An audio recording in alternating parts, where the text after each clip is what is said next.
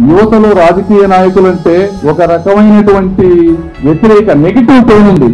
అంటే రాజకీయాలంటే డబ్బుతో కూడుకున్నాయి, ఏదో ఒకటి తప్పులు చేయాలనే విధంగా ఉన్నాయి. మీరు నిరుత్సాహపడవద్దు. ఎందుకంటే డబ్బు రాజకీయాలు పోవాలంటే మీలాంటి వాళ్ళు కథం దుక్కాలి. అప్పుడే మీలాంటి వాళ్ళు రాజకీయాల్లోకి రాగలుగుతారు. మీరు మా ప్లాట్ఫామ్ లోకి రండి. ఈ పార్లమెంటు సెగ్మెంట్ లో ఉన్న సమస్యలే కాకుండా దేశంలో ఉన్నటువంటి సమస్యలు, అవినీతిపై పోరాటం. ఈ రోజు చూస్తే జ్యుడిషియరీ అంతా చాలా విపరీతమైన కరప్ట్ అయిపోయింది. ఇలాంటివి మార్చాలి అంటే మీరందరూ మాతో కలిసి పనిచేయాలి. దానికి నా వంతుగా నేను వచ్చిన 5 సంవత్సరాల గురించి కాదు, 30 సంవత్సరాలు ఒక సుదీర్ఘమైనటువంటి ప్రణాళికతో నేను ఇక్కడికి వచ్చాను. ఎంపీ అయిపోయి సౌండ్ వచ్చే కారుల్లో తిరగడానికి రాలేదు.